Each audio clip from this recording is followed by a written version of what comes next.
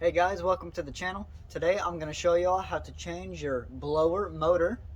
I'm going to make this super quick, super simple, provide you with everything you need. So without further ado, let's jump in. Alright, so to start off, we need to remove the insulator panel on your passenger side. For Saturns, you're going to have a little fastener here. I call them the Christmas trees. And then we got another bolt on this far side here. This one's going to take a 7mm bolt. But once that's out, you can take that, your little washer here, you can just take that and pull down, and of course, as you can see, it got kind of hung up on the side. On the insulator panel, there's a little hinge on this side that helps grab on to the side of your trim so that it won't fall. But once you do that, that's how you get your insulator panel off. For Pontiacs, if you're here to watch how to remove it, for the Pontiac, instead of a bolt and a washer, I don't remember if it's 2 retainers or if it's 2 bolts. I think it's 2 bolts, but don't hold me to that. But yeah, so Pontiac people, it's going to be a little different. All right, and the next thing we're going to be removing is your glove box here. Now to remove the glove box, it is completely optional. You can take the blower out without needing to do it, but it just makes it a heck ton easier. But to remove the glove box, there's going to be 2 pins here, and to remove it, just push through one side. You'll see that one of the sides of the pins, they got like a little side to grab on right here. As you can see, you got one side that holds it, and then the other one, it's like a little clip here. But just push it through one side and it'll come unhinged, and you'll do the same to the other.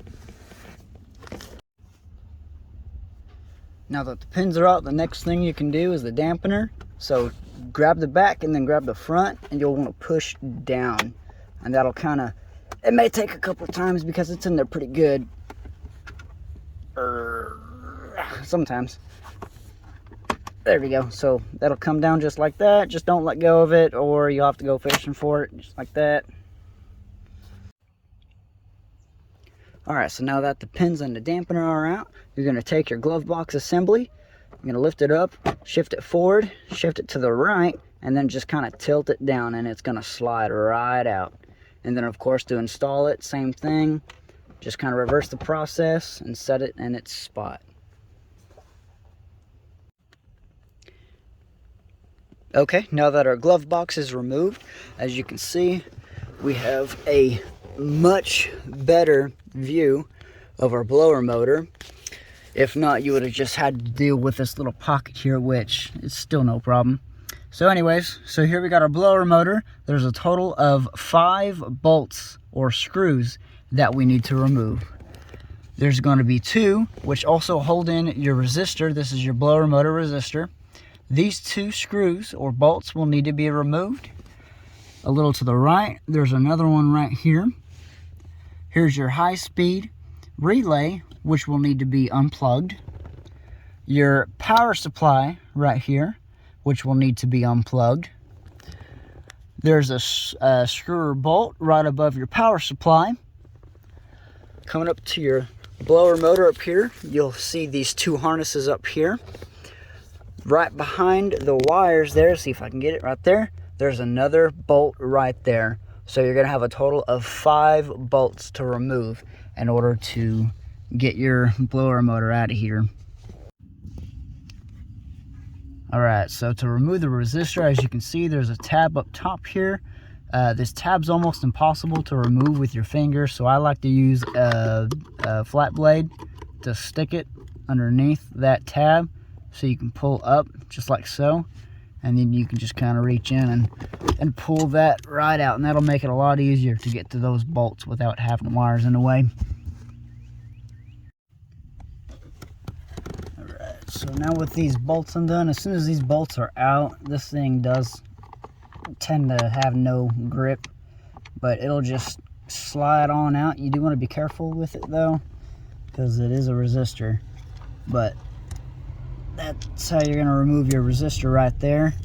And these bolts, they do have a Phillips head on them, as you can see there, but I hate Phillips heads and I hate dealing with Phillips screws. So it does also have It can take a 1/4-inch socket as well for those who also hate dealing with Phillips. So I find it much easier than stripping them. Alright, next up we're going to remove our high-speed relay. So to remove this, these are 2 separate tabs.